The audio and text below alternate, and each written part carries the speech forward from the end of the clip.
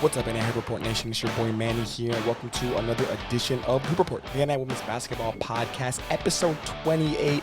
We're back.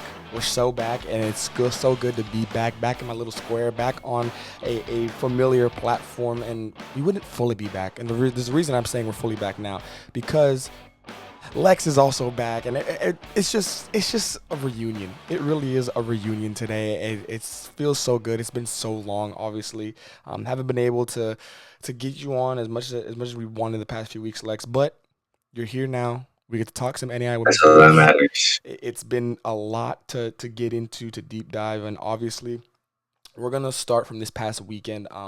We're gonna have a quick kind of like fast break section where we touch on 3 conference games, not really deep diving. I'm just kind of letting the people know what happened in those games, and then we'll head into our segment, Is This News, specifically focusing on the Carroll Classic and a team that's kind of started a little hot, gone under the radar in the Cascade, and then we'll head over to our 2-man game where we preview the rest of the week with some key matchups to talk about. But first things first, let's talk about those 3 games that happened over the weekend from a conference standpoint. Lex, I'm gonna throw the games at you. You kind of tell me, your biggest takeaway or what you think it could work for the winning team as well as for the losing team. And we're gonna start in the Frontier. We had a expected win by number 25 Montana Tech over Montana Western, 68-54. Nothing really too much looking at the box scores here. The main thing for me would probably be, Montana Tech just handled business. Like, I think that's a pretty safe assumption to make, and I think you kind of have to start with it there. Sometimes you got to win the games that are in front of you, and those are the games that are going to help you elevate towards those games later in the future. Don't you agree? 100%. It's not just a win to the chip. It's a slow process. And then we're going to stay in the Frontier, and we've got Dickinson State and Bismarck State. Obviously, Bismarck State having a ranked win under their belt already this season. Dickinson State picks up the 93-85 victory. 2 teams that are towards the bottom of the conference right now, 1-4 for Bismarck State and 2-4 now for Dickinson State. Biggest thing for me in this one, Dickinson State picked up a really good win against a scrappy young team, a scrappy team that is now in the NAIA looking to make a name for themselves, and I think that's the biggest note going out of this one. And then when we head over to the last game, we talk about the Red River. Haven't talked too much about the Red River. We're going to definitely start doing that now that we're getting into conference play. Texas A&M San Antonio picks up the 67-59 victory over Our Lady of the Lake. Lex, overtime game. Really big overtime game here, but the overtime score 10-2 in favor of the Jaguars. What do you think an overtime game is going to do for either one of these teams? It helps them have the perspective that for each side that they actually have the ability to keep up with some of these teams. And granted, related to Lakes didn't end up with the result they wanted, they can still take something positive from this game.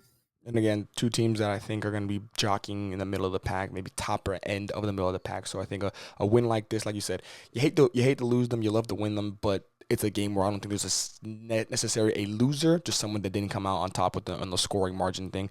And then we'll talk on 2 non-conference games that I wanted to just kind of highlight real quick. First, Coastal Georgia picks up the win over Bruton Parker, 82-73. Obviously, great win by Coastal. I'm excited to see them the rest of the season in conference. I'm going to talk about Bruton Parker.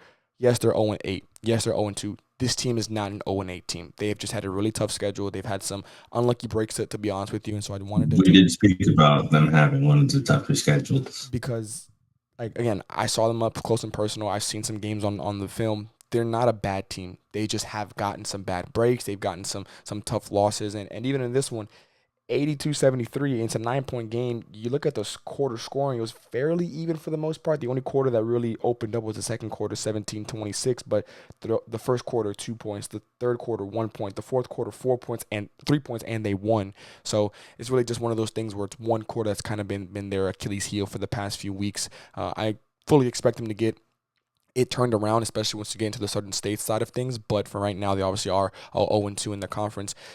Do not let the record fool you. This is a team that if you do not respect, they will come into your house and they will handle you fairly quickly.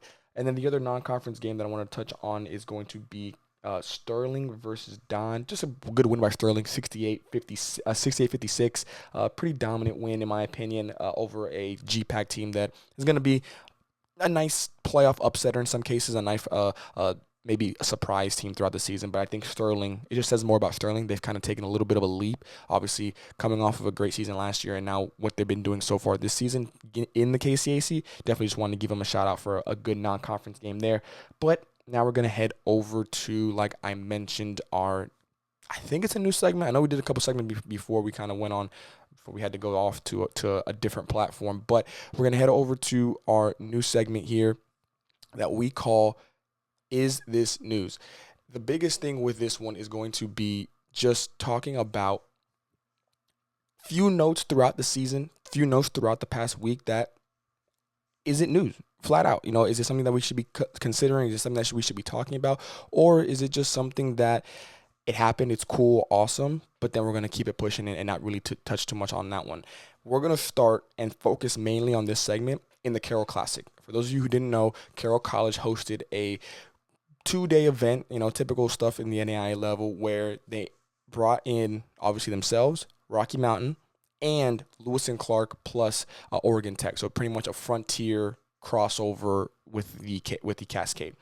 All ranked opponents, great games. I saw all of them live. Lex was able to catch a few of them throughout the weekend as well. We'll start with, I'm going to give you the records for each of the four teams. You tell me where you want to start, and I'll kind of word it in the Is This News segment. So, is this news? No one in the Carroll Classic went perfect. All 4 teams went 1-1. So you tell me, is that news in regard to any team, in regard to an overarching theme? Just tell me, is it news? I don't think so. You don't think so? Why?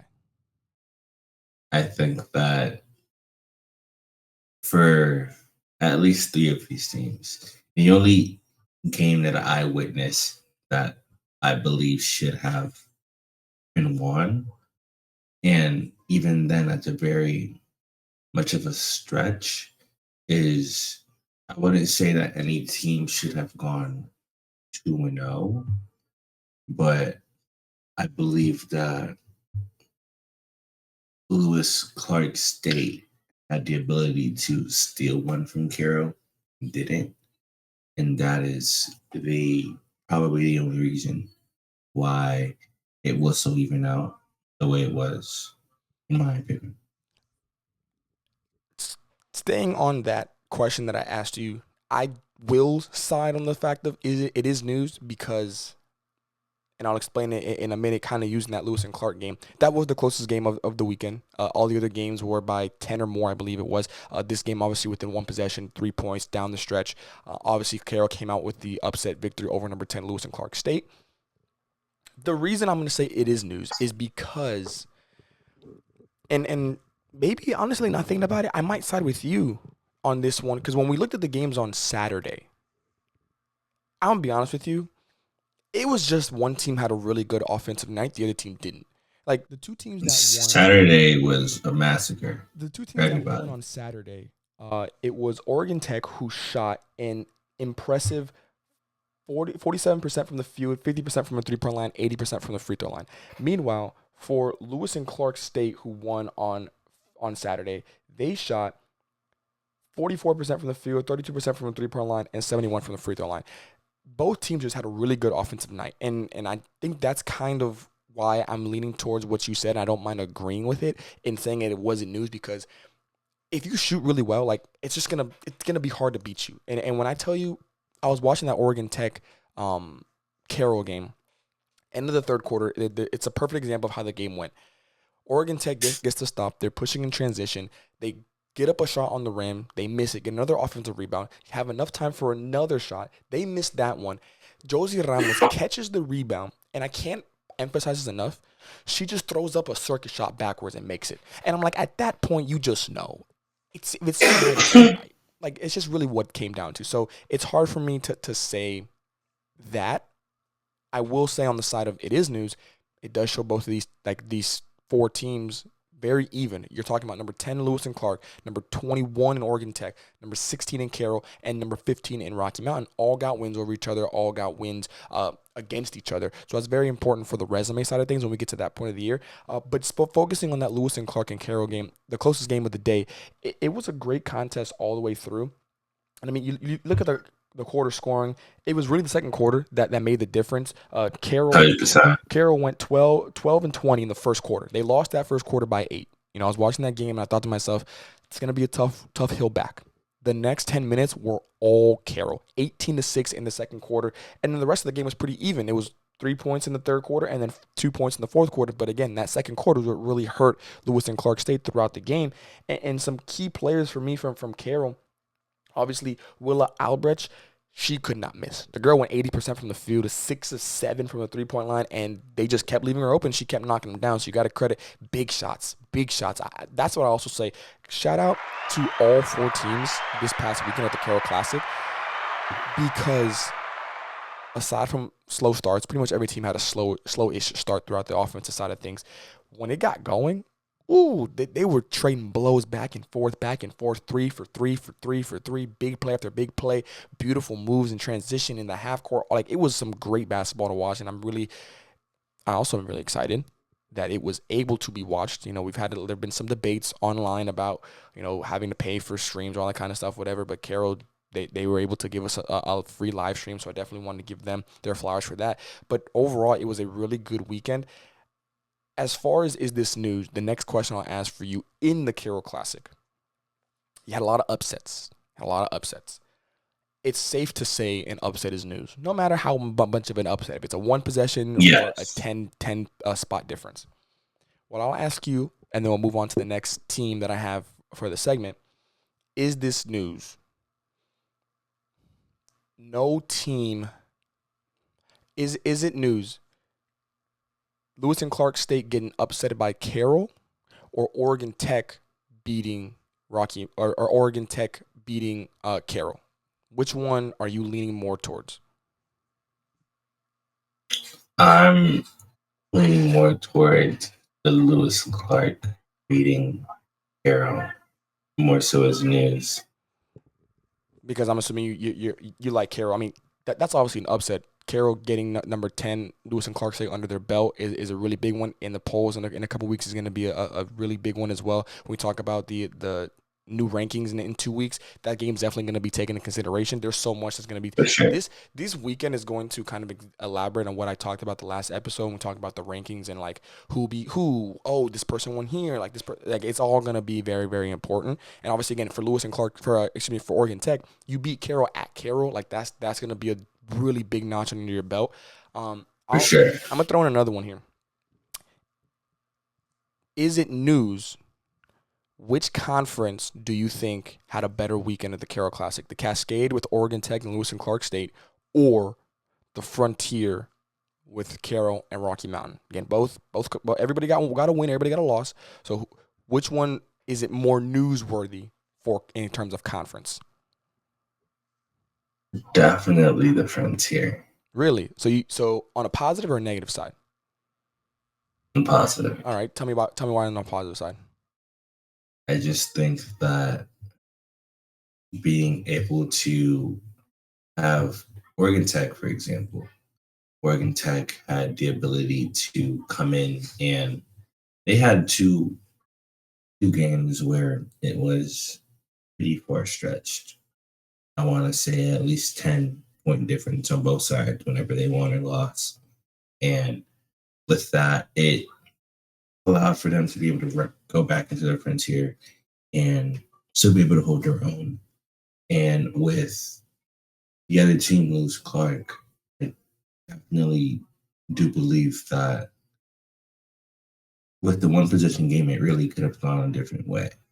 I don't think that if looking at the box scores and everything, if turnovers weren't such a prominence, or if the foul trouble didn't happen so early in the game, it would be a different situation. I actually like the point. I like the point there, and I'm going to agree with you because you're right. Like the Cascade, in terms of games, like you said, Oregon Tech either a 10-point win or a 10-point loss. Like, it was no in between. Carroll, Lewis and Clark, they lost by 3, but then they won by 10. By 10, I believe it was. I'm gonna pull up. Yeah, I believe it was exactly 10. Yeah, it was 10.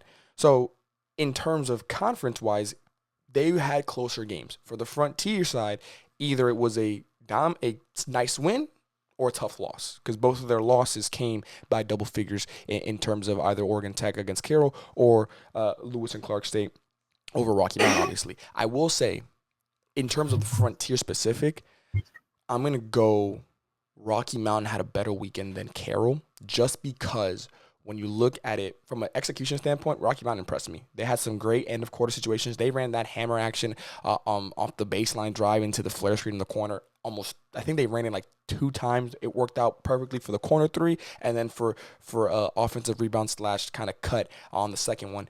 And then I will also say their end-of-quarter execution period, especially in that first game, was something that needs to be studied for the rest of the season by all the teams in the NAIA, because Lex, when I tell you their first game, there are 3 quarters where you can get, some nice end of quarter situations, assuming it's not a close game in the fourth. When I tell you that Rocky Mountain had a buzzer beater after every single one of the first 3 quarters, they had a 3 in the first, they had a put back in the second, and then they just had a straight up give the ball to Isabella Hagam and then just go get a bucket in the third. It was actually impressive. And again, those might not be looked at or might be forgotten, but that's momentum plays. Like, you've now put up 7 extra points at the end of quarters because you've been able to execute. And in some cases, either you have momentum now because you have the first possession in the next quarter, or you've now taken momentum away from the other team because now they have to score to kind of compensate for that. So overall, it was a really good weekend. I love what I saw from all 4 teams. A lot of positives, some negatives as well. But in totality, I think it was a really good weekend, and I think hopefully it will lead to more teams getting into the Carroll Classic, more Carroll Classic games, and as a whole, I think it would have been great. If there could have been more teams, maybe having another day added to it would have been ideal, would have been great as well. But again, round of applause to Carroll for putting on a great performance, and for the 4 teams that were in it, putting on a great show for all of us. The next thing that I want to talk about with Is This News? We can talk about it real quick, but I do want to highlight it a little bit, talking about the Cascade here, and we haven't really given too much attention to the teams out west, mainly because a lot of them haven't gotten to the conference play just yet. But looking out west, I was looking at the standings and the rankings, I should say. And Eastern Oregon, they're receiving votes. One of the more well-known teams in the NAIA, especially in the Cascade. They're 8-0 right now. So I'm just gonna ask you straight up: is it news that Eastern Oregon is 8-0 right now? Yes, I think any team to be undefeated basically December 1st, by the time we're looking at this, it is kind of news, especially because of the fact that this wasn't, I don't think we expected it. I think that's a fair assumption to make. I do think that's a fair assumption to make, and I'll go with it is news. Maybe not front page news, maybe not, block A on a news network or a Sports Center news, but it is news. I'm going to run down and I like what you said with the 8-0, because it's kind of going to tie into what I talked about last episode with the top 25s and St. Francis of Illinois. Another team that's 8-0, another team that has kind of a similar resume when we look at these 2 teams. And what I mean by that is this. You look over at the schedule for Eastern Oregon. Their first game of the season, it was number 18 Arizona Christian. They handled it 66-57, good win for them. Then they beat Emory-Riddle. Then they beat Park Gilbert, Montana Western, Northwestern New Mexico, the Masters, Arizona Christian again, Emory-Riddle again. I'm not going to sugarcoat it. You have 4 wins technically over the same 2 teams. That'll dock me a little bit. It's going to dock me a little bit of points, but 8-0 is still 8-0, because like you said, we've reached that point in the season where anybody would love to be 8-0. Like, you can't say, you're 8-0, but you haven't played anybody, or you've only played one ranked team. So I still got to beat who's in front of me. And we've seen plenty of teams that are ranked top 25, that are ranked top 20, that are ranked top 15, drop some of these not unranked games on their schedule already. And you have Eastern Oregon and then St. Francis of Illinois, who 8-0, they've played. And I'm a big proponent, or I'm a big supporter in saying, you can't just disregard those winnable games, those favored games, because in my opinion, that's where you see who really is about that contender level, because it's easy to get up when you play a top 10 team. It's easy to get up when you're playing for a conference championship, but try to get up in the middle of your regular season, the conference play, for a game against a team that's bottom of your conference, that hasn't won a game in 2 weeks, that's on a losing streak, whatever it is. How do you get up for that one? And if you're able to handle that game, that tells me a lot more than the games that you're able to get up for, because why wouldn't you? Like, if you're not getting up for those big games, why are you even playing the sport at this level? The fact of them getting that 8-0 start, I'm going to give it second page. You know what I'm saying? I'm going to look at it, kind of read into the article a little bit, but I do think it's something to note going into Cascade play. Now, with all that being said, their next game, December 5th, is against Lewis and Clark State. That'll tell me a lot. You've proven you can beat teams you're supposed to beat. Cool. Can you, in your first real test, because even the Arizona Christian game, they were number 18 in the preseason polls, but they're not the same team. You know, they've completely fallen out. They're not what they used to be, and that's okay. It happens. So it's even that one I got to take with a grain of salt. It's a win. Don't get me wrong. It's a ranked win. Don't get me wrong. But you beat a Lewis and Clark State. Now we talking. Now we got to have a serious conversation about, hey, this Eastern Oregon team, especially in the Cascade, might be a team to watch out. We'll leave it at that, and we're going to head over into the week previews here. But I just wanted to kind of shed some light. Again, give some love to the Western teams out there that we haven't really been able to touch on too much. But, you know, the late games get us sometimes. The late games get us sometimes. It is what it is. I mean, it's hard to stay up that late sometimes, but we'll try. We'll try. I promise that we're going to try. Now we're going to talk another new segment here. Don't have a graphic made up for it just yet. Kind of literally came up on the fly while Lex and I were talking before we started recording. We're going to the two-man game. We all know a good pick and roll between a point guard and a post player. We all love those. So we're going to do a little two-man game here as we preview. Are you assuming I'm a post player? Are you assuming that I'm a point guard? Yeah, you're right. You can't pass. Let's go. That's crazy. That's actually crazy. But yeah, so we're going to talk about a few games here coming up. We'll touch on some briefly, then we'll deep dive into the real ones. I know I'm sure the people at home know exactly which ones we're going to deep dive into. But when we start talking about the first game, it's going to be today when we're recording this on Sunday morning. So later tonight or later this afternoon, Southeastern will be taking on Shawnee State. Just give me your quick, 1-2 note take on the game, and then give me your prediction and your winner. Obviously, it will be at Southeastern, I believe. And is that Weber? Is at Weber. You're right. It is a different, a classic kind of thing. Shawnee State is coming off of a win against Warner. Southeastern just got into the top 25 at number 23 after receiving votes. They're another team, 8-0 on the season, have only played one receiving votes team in Florida Memorial. Florida Memorial no longer in the receiving votes picture, so again, take that with a grain of salt. You kind of have to, but you're dominating teams, you're winning games. The same thing I just talked about. So a lot of similarities between these teams that are all 8-0. But just tell me 1 or 2 quick takes, and then who you think is going to win this game. And if you want, give me a score too. I like Shawnee State by 11. Ooh, that's a hot one. Is it more of a Shawnee State thing, or is it a Southeastern thing? I think it'll be more of a Southeastern thing. We know the Fire to come out very, very strong. And I think that going against the Shawnee State, I'm not sure how much experience you have against the Shawnee State team, but going against your Shawnee State team, they're going to have to take in the chin first couple quarters. They'll get in the swing of it come after halftime, but I don't think it'll be enough to really reel in the W. That's just my personal opinion.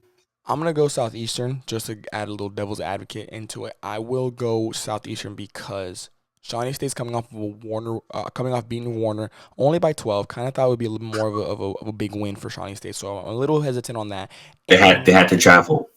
Fair point. I know that this is a lot of traveling, and again, for Southeastern, it's basically a quick hop skip over going from Lakeland to Babson Park, so I completely understand that one too. And also, again, taking in the Southeastern up close and personal in one of their only 2 real close games of the season, they look different this year. That they're moving a lot differently. They have a lot more continuity. They have a lot more just togetherness about them, and they're playing at a really good level. I I knew they were going to be in the top 25 once that game was done. Like, once we played them, I knew they were going to be top 25 because, again, you start 8-0 and you have dominant wins, and you have 2 good wins over ourselves and Faulkner up to this point. You got to give them a little bit of credit. I will say, who steps up, in terms of Southeastern, when we're talking about a Maya Herman, a Grace Fields, we know what they're going to give us. But I would like to see somebody else trying to step in here. And again, Shawnee State's a really good team. They're in the middle of the pack now receiving votes. They have climbed up, significantly in the past few weeks.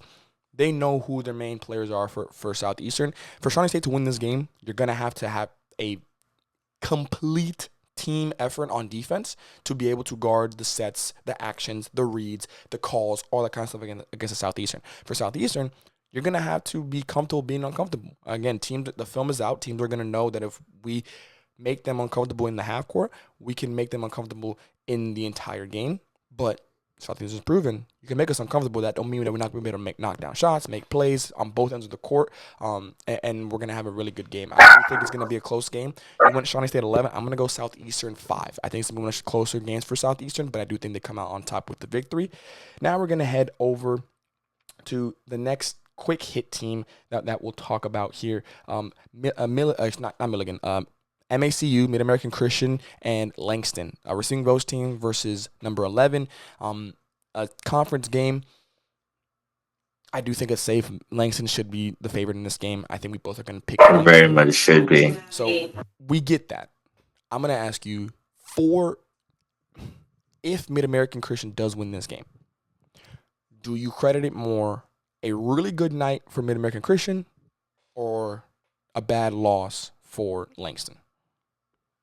I think there's a reality where it could be both. I think that for it to be a game where Mid-American does win, the only reality is that it is both. I think that because of how good this Langston squad has proven to be, the only way where they come up short is to be that they have a bad night, they come out not as strong, and Mid-American comes out blazing. I like that. I do think the margin of error between these two teams is very, very, very obviously different. I think Langston's even at home, so you got to add that into it as well. I'll lean more towards a Mid-American good day than a Langston bad day. I think Mid-American Christian has the uncanny and underappreciated ability to come out, throw the first punch, quick, maybe a body blow, not even a headshot, just a body blow, kind of stagger Langston a little bit, and then we'll go from there.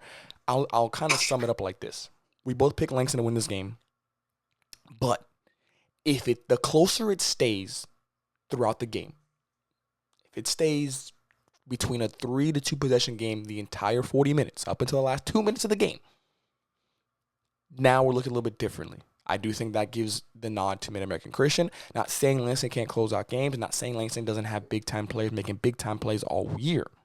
But I do think when you give the underdog team life in a 2-minute sprint, things can happen. Yeah. Things look a little different. Things look a little wonky now. So if it stays close, don't be surprised if Mid-American Christian comes out with the victory. But we are both going Langston, and I do think Langston probably by double figures is the safe bet. But it's a sports. You never can really have safe bets. I'll say if the game is in a 6-point deficit by the time halftime comes, it's up in the air. I like that. I like that point. I can agree with that. And that goes either way. If Mid-American Christian has the lead 6, it's basically if the game is within a 6-point deficit from any direction by the time that 20-minute mark comes, it is going to be a one possession game. I'm calling it now. I like it. Now we're gonna get into the crux of it. We've hit the roll 2 times, really easy layups, but now the teams are tagging you on the roll, so we're gonna have to start trying to make some actions out of this, some reads out of this. The GPAC and the AAC. All right, 3 games that we're gonna talk about. 2 from the GPAC, 1 from the AAC. We will start with the AAC just because it's the quicker one, and the reason I say quicker is because we're talking about Milligan and Johnson. These 2 teams have had very parallel seasons in the past, going off of from last year into this year. Obviously, both teams are the reigning co-regular season champions. Both teams made it to the national tournament, but it hasn't been the same start this year. In terms of records, when we look at the AAC, and give you a quick standings update for them. Brian and Pikeville sit the top 5-0. Reinhardt's 3-0. Milligan's 3-0. Columbia is 3-1. Tennessee Wesleyan is 3-2. And then we've got Johnson at 2-2. Columbia International at 2-2. Montreat 1-2. And then your winless teams are Spartan Methodist, Breno, True McConnell, Union, and Bluefield. So Johnson now sits at 1, 2, 3, 4, 5, 6, about 7th in the conference. 2-2, and the reason they're not 3-1 is because they did drop a game to Tennessee Wesleyan, I believe it was, which obviously was an upset in my opinion. Milligan, they've had a much safer start to the season. Who has more pressure here? Johnson to get a nice win under their belt. Like, this would be a really good win for them, and not in terms of national, like, no, but in terms of AAC dominance and AAC just momentum going into the spring semester? Or is it Milligan who can solidify their spot as, I would say, the second best team in the conference right now behind Pikeville?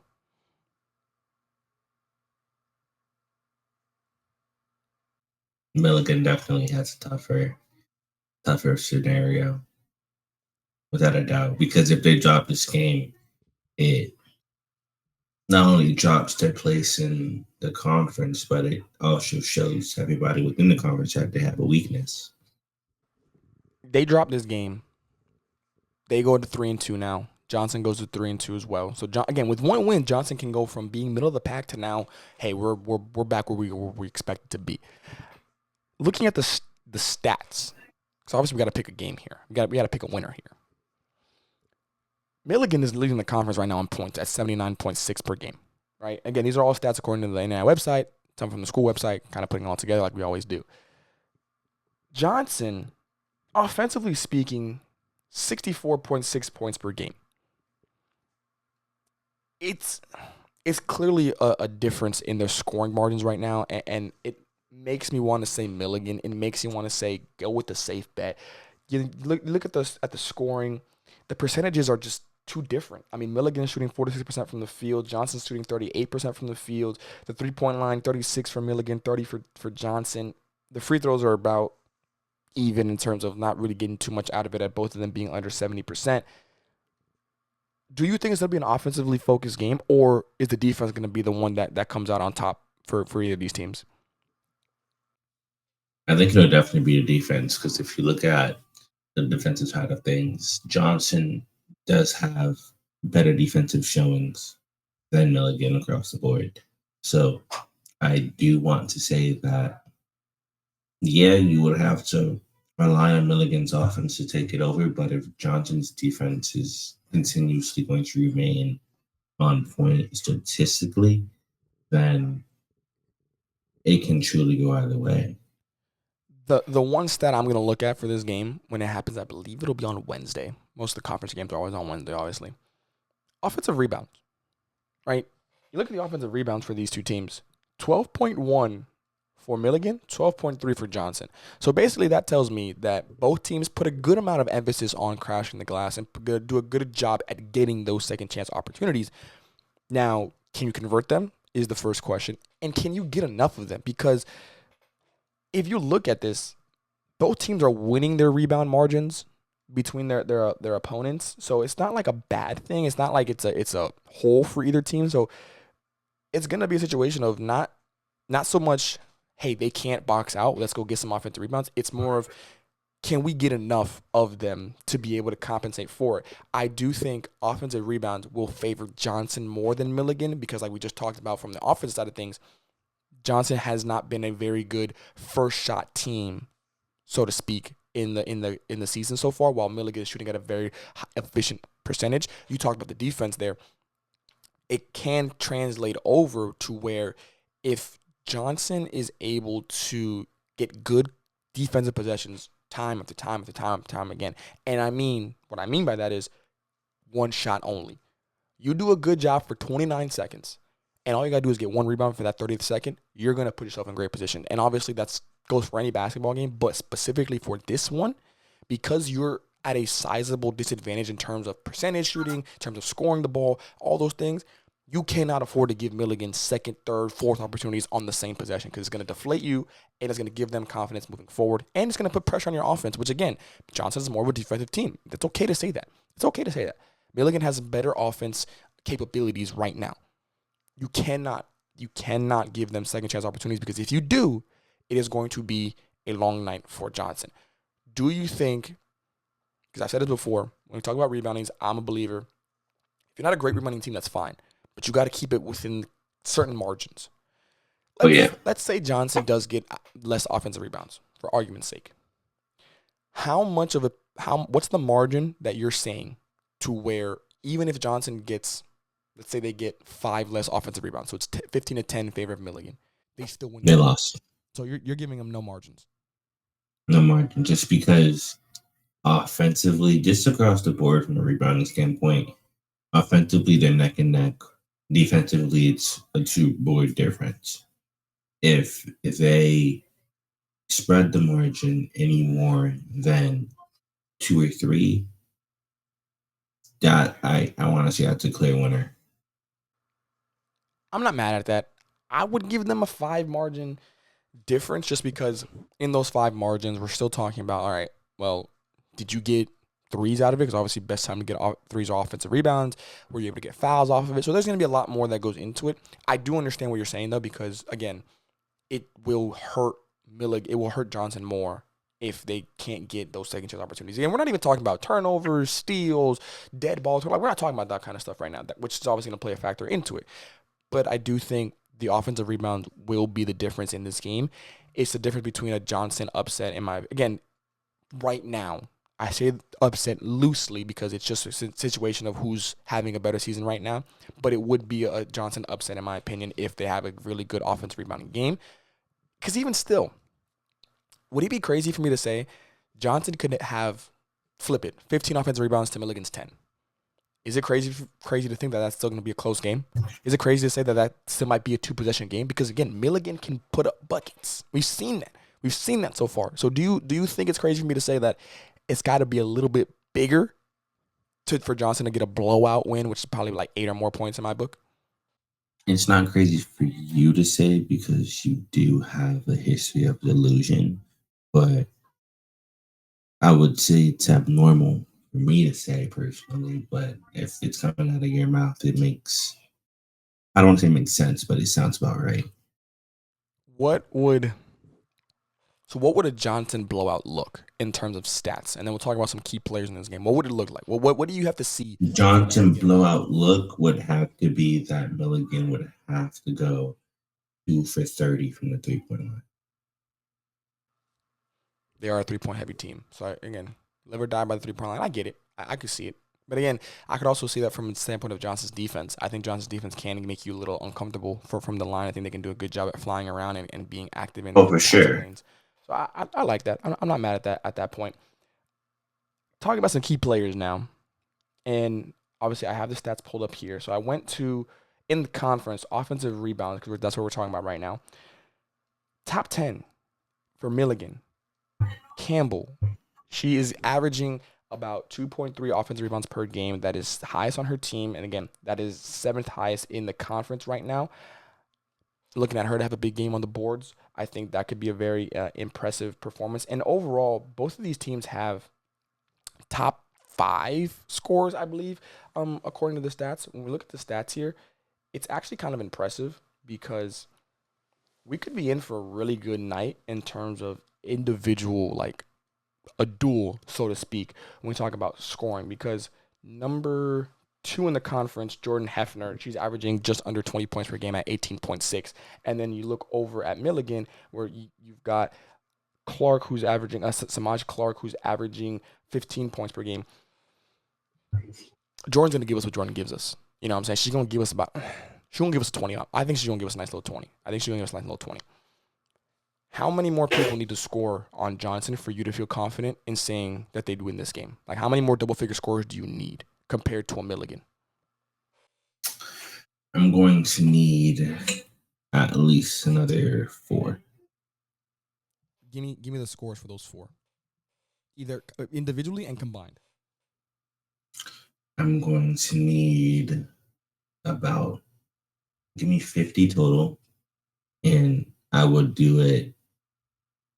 Give me an 18, give me a 12, give me a 10 and a 10. Okay. I'm not mad at it. I do think, again, Jordan's got to be putting up at least 20. Like, her under 20 does not bode good for Johnson unless it means Johnson had a really good team offensive night. She's going to be the focal point of the offense. She's going to get a lot of the touches. She's going to get a lot of the shots. And that's normally going to end up in a win for Johnson. For Milligan's side, again, they just play at a different pace. And I think that's gonna be the kind of the final point I want to make here. It could just be a pace thing where if Milligan is pushing the floor, pushing the ball, getting up the court more passes than dribbles, it's probably going to favor them in the long run. But again, if the defensive focused team in Johnson slows it down, grinds it out, makes long possessions on both sides of the court, because again, you don't just want to have good possessions on defense. I would rather play late into the shot clock on offense. If I want to get one shot per possession and I'm Johnson, I want to get the best shot possible. And I would honestly I'd rather a shot clock violation than a bad shot, long rebound. Now it's going to be a Milligan offensive transition. Oh, for sure. Which get momentum. They get going. That's not what you want to see. So I do think for Johnson, it's going to test their offense. I think that'll be the main, is this news? It's going to be the offensive side of things. That'll be the newsworthy aspect of it. And then for Milligan, handle business. Handle business. A win here puts you, in my book, squarely in that top 3 with, as of right now, Pikeville and Brian, right now, in my opinion, puts you in the top 3 conversation. And now we're looking at a nice little 3-headed monster going into the spring. Johnson, a loss does not mean that, oh my God, sound the alarms, you're below 500 in the AAC. No. But now you kind of have to look in the mirror when you see these teams again. How do you change and how do you do better when the next few games for AAC play? And it does mean you got to handle business again in the rest of the conference because you cannot drop another game. You cannot drop a game you're not supposed to for the rest of the season if you lose this game to Milligan. Now we're going to jump back out west because that's where we started. So I think it's a good part to end this episode. GPAC.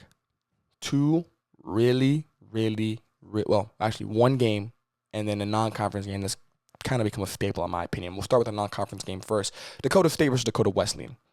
Battle of the Dakotas, number 5 in the country versus number 14 in Dakota Wesleyan and in Dakota State and Dakota Wesleyan respectively. It's a really big matchup. I do think Dakota State has the advantage. I do think I like Dakota State in this one by probably double figures. Sell me on a Dakota Wesleyan win and what it could look like. What's the recipe for? Who's got to come out on top? Who's got to have a really good game? What do they have to focus on? Just kind of sell me on a recipe for a Dakota Wesleyan win. All right. Allow me to pull out my briefcase of knowledge. I think we already know who I have to touch on immediately. Probably one of our favorite juniors to touch the basketball this season in Emma Yost. Emma, I want to, and this might give me some slander, but I want to see a 30-piece. Not impossible, not at all.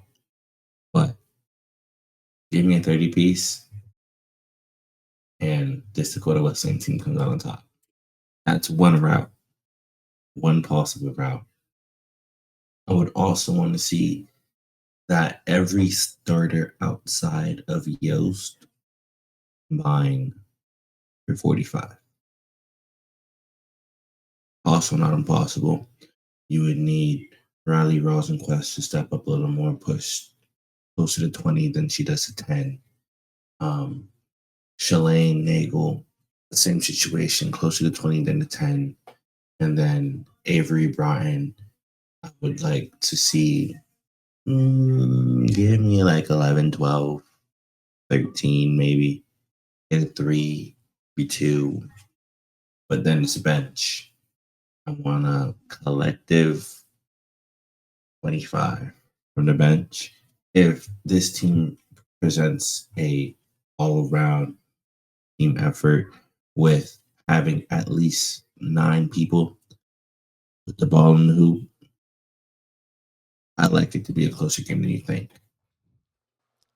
I'm not mad at it.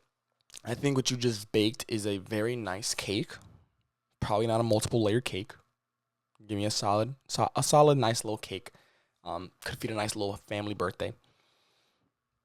Right. What I will say this, you went the basketball route. I'm going to go the emotional route. Of course you are. Again, that's what I do. Dakota Wesleyan is coming off of a improbable, and I'm going to use that word because it surprised me. It surprised me. You beat number 9 at the time, now number 8 in the country in Briar at their place. You are riding a momentum that you cannot put into words, even if you don't feel it right now. This game, to me, will solidify their place in the GPAC because, let's zoom out here for a second. The other game we're going to talk about is Briar versus Dordt.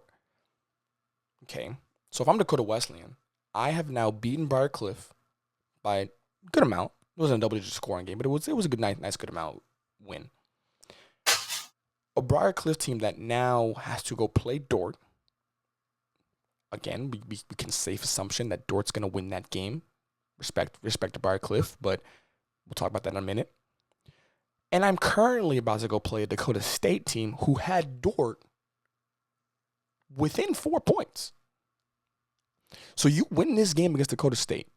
You send a message to the entire GPAC that this is now not what it used to be, where we kind of always said it was going to be Briar to be the ones to knock off Dordt in the GPAC, and understandably so. Granted, Northwestern came within a shot.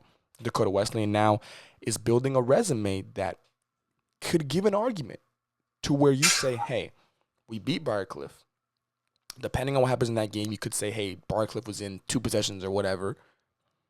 I play Dakota State. I might lose. But even if I lose, if I compete, if I prove to everybody that we're on that level against a team that is a perennial national contending team, perennial red banner team, a team that's going to be the favorite in the Frontier Conference, and had Dordt within 4 points. Now when you go against Dordt, now when you go against other teams in the GPAC, you have an advantage up here. And I think that's the biggest part you cannot overstate with this game. If I'm Dakota Wesleyan, I'm going into this game with even more house money than I thought I did. Because again, you're not picked to win this game. You're supposed to lose by the numbers, by the experts, by whatever you want to talk about it. So that was before you beat Briar. That was before you had that notch under your belt. Now you've got that there. You already know that that's a win that can ride you into, again, I talked about it in the last episode when the top 25, that win put them in the top 14, top 15 in the country. That's how good that win was. So you have to understand that part of it too, to where if I'm Dakota State, I can't come in here playing around. You come in here, and if that first quarter is not a dominant first quarter, it's going to be a long night. You said earlier in the episode, we talked about, who was it? It was Southeastern Shawnee State, I think it was, where it was 6 points at halftime. I'm going in the first quarter. If Dakota Wesleyan keeps it within a possession or two in the first quarter, just the first quarter, I think it's going to be a close game all the way through. I do think it'll be a close game all the way through. I think that gives Dakota Wesleyan some momentum and some confidence going into the next 30 minutes of the game. And it might put Dakota State on their back foot a little bit. Granted, they're still a top 5 team in the country. They're still one of the best teams in the country. I get all that. And I'm not saying that Dakota Wesleyan will win that game, but it'll stay closer if that first quarter goes either in favor of Dakota Wesleyan or it stays close to Dakota Wesleyan. How crazy does that sound? Pretty crazy. Pretty crazy. The only reason why I say this is I'm breaking down the Briar Dakota Wesleyan game. And yes, Dakota won the first quarter by 4. By halftime, they were, if I'm doing my math correctly, they had 6-point lead. By the time the fourth quarter came, they were up by 1. And that's when they won the game. Granted, Riley Warren from Crest did end up with 24 and for 11 from the free throw line. Great statistically. Emily still didn't have the best game. She had a good game. Didn't have the best game. What took Dakota over the top was the supporting crew. Avery Bryan, 16 and 13 rebounds, double-double. And then you have 24 again from Riley. It's, from what it looks like, it's Briar Cliff team. They did research, they shut down Emma, but didn't spread the lockdown across the group enough to where they were able to stop everybody else. Do I see that happen again? Not like that. And that's where my hesitation comes from. I get it. And I do agree. You got to have a top 4 out of the 5 starters at least got to be double-figure scoring, like you said. You're going to have at least to have one good bench player come in and give you a little bit of a spark. Even 12 points is going to feel probably like 20, depending on how this game is going. So I do think I agree with you on that front. I'm just always going to give light to the fact that sports is a thing where momentum is a real, like, actual player in all these games. Like, that is the 6th woman in this case that can sway games. I saw it with Oregon Tech versus Carroll, where Oregon Tech, again, they had momentum the entire game, and they did not let up. And now they start getting bounces. They start getting some breaks on defense, on offense, all this type of stuff. If Dakota Wesleyan plays with that level of energy in this game, which I think they can, it could be a different game. It could be a different ball game. That's all I'm going to say. The last game we'll talk about here is the Briar Cliff and Dordt game, like I talked about. From a Dordt standpoint, it's been a little bit of an interesting season. One team in the country, the three-peat is still alive. All that is true. But you were, like I said, it was a 4-point game between Dakota State and you. At Dakota State, I believe it was. You won on a buzzer beater, game winner style, by Macy Sievers against Northwestern a few weeks ago. Things are looking interesting going into this game because, like I mentioned, Dakota Wesleyan side of things with the whole, you had a big win, you're riding some momentum. Briar Cliff was the one that was the one that lost to Dakota Wesleyan. They're coming into this game on the flip side. We need to send a message here because I was on record saying, if the committee put into account that game for Dakota Wesleyan and Briar Cliff on the last polls, then right hand up, I think either the Briar Cliff should have been still number 9 or they should have dropped out of the top 10 because an upset loss is an upset loss, especially on your home court. That's got to hold some type of weight. So, to shut me up, Briar Cliff's got to go into this game against Dordt and handle business. And you do have to get off your horse. Do you think Briar Cliff has more than a 60% chance at winning this game? Or is Dordt going to win wire to wire 10 or more? The options are Dordt takes a 10+ W, or Briar Cliff has a 60% chance or more to win.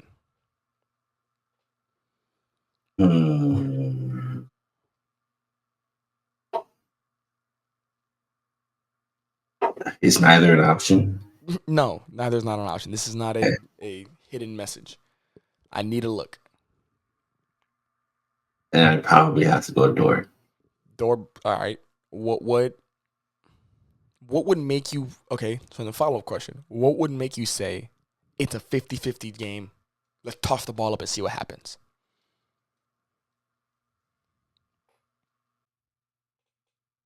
The only way I say that is if by the time halftime comes, Briar Cliff has a no more than 3 rebound deficit by halftime. Dordt is a team statistically that we know to kill the boards, especially defensively, making teams miss shots and crashing the boards. They're first in the conference entirely when it comes to that. So when it comes to handling your business, one or two things have to happen. You either make your shots or you maintain the offensive rebound game a little better than you usually do. And with that, that is a big ask already, especially coming against this Dordt team. But one of the only ways, emphasis on one of the only ways I see them taking that to a game where it can go either way would be you have to be a little closer when it comes to the statistical aspects. You can't let Dordt have a run and run the score up, not necessarily with the points, but in the books. If you let Dordt take a sniff of the cupcake, they're going to eat it all. That's just how they are. So you got to keep them away, keep it even, and even as it is going into that 20-minute mark at halftime, that'll make or break what you're saying. I get that point because you and I have seen multiple times throughout the season already a game where, and again, we've been in a lot of these games where, look at the box score, nothing jumps out at you. It's either even, fairly even, or maybe I get rebounds, you get steals, I shoot better from the three, shoot better from the field, like stuff like that. That type of game, I do agree, favors Dakota Wesleyan. Because now you've turned this game into a make more plays game. Who's diving on the loose ball? Who's picking up a charge here? Who's getting that extra effort on the hustle plays there? Who's scrambling better on defense? Who's executing better on offense? That you can control. If Dakota Wesleyan can turn this into a you can control game where I control everything that happens, where I control the controllables, again, hustle plays, extra efforts, you're giving yourself a really good chance. And in Briar Cliff's case, you do have the two best scorers in the conference right now by a number standpoint. You've got McNair and Addie Lee, who you're putting up combined almost 40 points right now. So I'm going to at least pencil in one of those two for 20, at least. You've got the ability to have 20 and then maybe another 15 from the other one. So a good 35 right there. Right there is 35 points walking into the gym. Now, while Dordt has the fifth best scorer in the conference in Shawnee at 20 points per game, as a matter of fact, like I'm looking at this and I'm thinking to myself, it's gonna be dicey because now, like you said, we're talking about the rest of the team. Who else can come in and step in for this Briar Cliff team? Because the tops are going to do what they do. In these top 10 games, actually, in these conference games, it's not about whose better player is going to be on display. It's all about the team effort immediately. Exactly. Who comes in off the bench? Who comes in that starting five that maybe has not been having a great season and just has one of those games? Those tend to always go to the underdogs. So, again, you and I are going to go Dordt in this game. I'm going to ask you, though, what's the score? What's the scoring margin when it's all said and done in this game? 3 possessions. I want to say it's a 7-point game. 7 points. Okay, that's fair. I'll go. Go. 7-point game, but it's not a situation that happens at the fourth quarter. 7-point game where Briar Cliff has a run in the fourth, tries to decrease a double-digit deficit, and it ends at 7. So you're saying that they just ran out of time, type of thing. Precisely. I'll go on the spicier side. Give me a 1-possession game. Of course you will. Give me a 1-possession game. I like Briar Cliff coming out on top with this one in a terms of, and this is the other part of it, and I will end it on this. A Briar Cliff win or loss is not what I'm looking at. What I'm looking at is, can Briar Cliff compete here? Like, are they going to be able to do this? Because I've been on the Briar Cliff bandwagon since day one. When the preseason polls came out and they were outside of the top 20, or I think close to the top 20, something like that, I said, this is wrong. They should not be here. I know they have a new coach. It's a promotion coach, so it shouldn't really affect anything. I compared them to Marion of 2 years ago, where Marion got a new coach. It was also a promotion coach. They were outside the top. I think they were receiving votes even, something like that. It was something crazy. They were receiving votes because in their next poll, they were number 19. They jumped all the way up there. I made that comparison because I knew that was going to happen. Briar Cliff was outside the top 20, maybe receiving votes. I can't remember off the top of my head. And then by the next polls, they were in the top 20 comfortably. Then by the next polls, they were top 10. Like, it just went up and up and up. So I've been a Briar Cliff fan all year, and I'm going to keep being one all year. For me, it's, can you compete in, I would say, their first big test of the season so far. I mean, they've had some really good games. Dakota Wesleyan, I do think that was a test, and obviously they did not pass that test. But I do think that was more about Dakota Wesleyan than Briar Cliff. This game is a Briar Cliff game because if Briar Cliff comes out and competes, now it's a close game. Now you're making the attention going to Dordt. If Briar Cliff comes out and doesn't really compete at all, and it's never really a contest, it shows me a lot more to where now I'm saying it's Dordt, Dakota Wesleyan in the GPAC. You've got a Hastings who's competing now. You've got a Morningside who's competing now. You've got some teams in the GPAC who are stirring. Northwestern, again, had Dordt with one possession. I can't emphasize that enough. One possession. So Briar Cliff cannot afford to drop this game by more than a possession. I think that's how important this game is for Briar Cliff. It's going to be a great game. It's going to be a great week of games. I'm very excited to watch it and take it all in. Got some time on my hands now, so I'll be able to watch a lot more of these games. Lex, what is your excitement level going into the season, going into this week? Obviously, Christmas right around the corner. So what game that we talked about are you going to be locked into going into the week? Definitely this Dordt and Briar Cliff game. And I want to emphasize on the fact that there's been 2 games so far this year that Dordt has almost folded, has almost sold the bag. Northwestern and Dakota State. You know the saying, third time's the charm. Third time is the charm. Third time is the charm. And is this game is at Dordt, I believe? I want to say so. I think it's at Dordt, which and you would think it gives, but I think that No, it's at Briar Cliff. It's at Briar Cliff. I'm telling you, that gym is going to be rocking. What time is that game at? I don't know. Out of the way we're watching it. That's all I know. I just need to know the time zone difference because I'm pretty sure they're like 2 hours behind. So 8 for them. Let's see. It's like 10 for us. But it's a Wednesday night game, so it's got to be fairly early. I got you. It's got to be fairly That's fine now. It's fine now. And this is top tier podcasting right here. Oh, yeah. 6 o'clock Central. Central? Oh, it's only an hour. Oh, perfect. That's 7 o'clock for us. Oh, yeah, I'm definitely tuning into that one. That's going to be a really good game. It's gonna be a really good game. I'm excited to watch that game for sure. But that's going to do it for this episode, episode 28. Lex and I were talking about it before. We've already reached 28. We're getting close to 30, and before you know it, we're going to be close to 50, and it's just going to keep on rolling from there. Almost as old as you are. Right? Crazy. But that's going to do it for this episode, guys. Make sure you guys like, comment, and subscribe, and we will catch y'all in the next one. Peace.